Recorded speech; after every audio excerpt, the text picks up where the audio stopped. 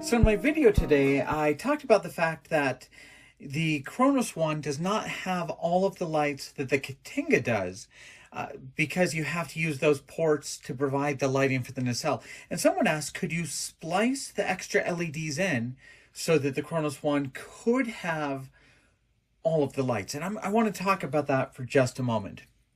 Now, the first thing I'll say is when you build this as the Katinga, you do not use these top two ports. You use all the bottom ones, and when you build it as a Kronos One, you do not use the D port. So my first thought is this board is not really designed to have all the ports at the same time. That might just be too much power.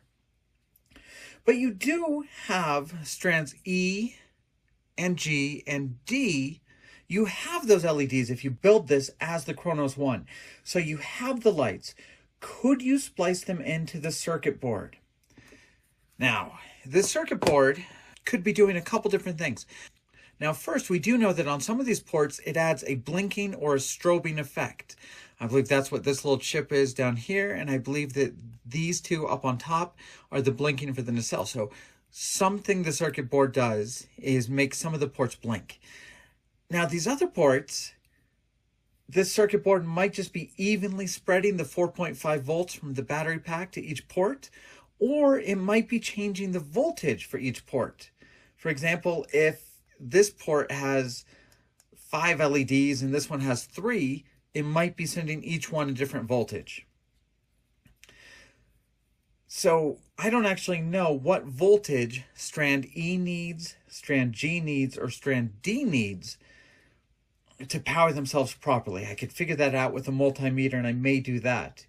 But best case scenario is if the circuit board is just giving sockets E, G, and D just straight 4.5 volts, just like it is coming right off the battery pack, then yeah, I could cut this right here and splice in a branching parallel circuit so that this board would still get 4.5 volts, and 4.5 volts would go out to my other LEDs. And if strands E, G, and D each take 4.5 volts, then they would be powered perfectly. Except when this board is doing its blinking effect, when those blinking lights are on, it's drawing more power. When they're off, it's drawing less. And if I have a second circuit, when this one's drawing more power, these might be fade for a second before they can even out. So the strobing effect and this board drawing more or less power kind of blinking might cause that extra branch to fade up and down as it kind of compensates for the power draw over here. Now that's best case. That's if these strands do take 4.5 volts, which would come right off the battery. I would need some sort of capacitor probably to even out the flow. So even as this draws more or less, kind of bouncing up and down with those strobes, that capacitor could keep this other branch in line. The other way to go, let's say like E and G is actually voltage regulated to like be providing 3 volts or providing 6 volts. I could take the lead that comes off here and I could split it here. So E could go to the nacelle lights like it does in the Kronos One, and I could split it off and go to the hull lights like it does in the Katinga.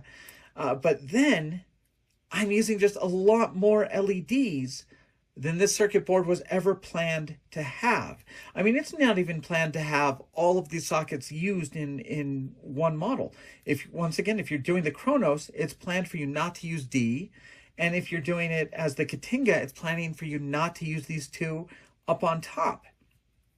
So using all of these at once may just be more power than the board is designed to have, and adding D in is more than it's designed to have, and splitting E and G into pretty much doubling how much power is coming off of them. Now that would be a parallel circuit, so it would be it would be the same voltage going each way, but it would be doubling the amperage. Now I'd just be adding a lot more power to this setup. So I think I'm going to leave that to some of the better electronics guys. I think I'm going to leave the circuit board here. I'm going to use it the way it was designed to be in the Kronos One, and I'm going to add my own separate circuit for the lights I want to add to the model.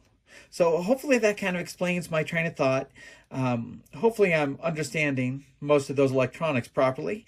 I'm sure people in the comments can kind of explain it better than I am or correct anything I have wrong. But yeah, best case, if E, G, and D are just 4.5 volts, which is what the battery pack supplies, you could branch it off from the battery pack to power those lights. But even then, there would be some other considerations.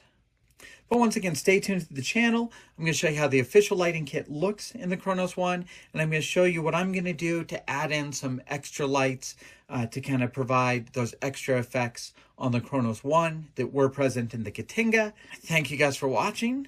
I'll have those other videos up soon.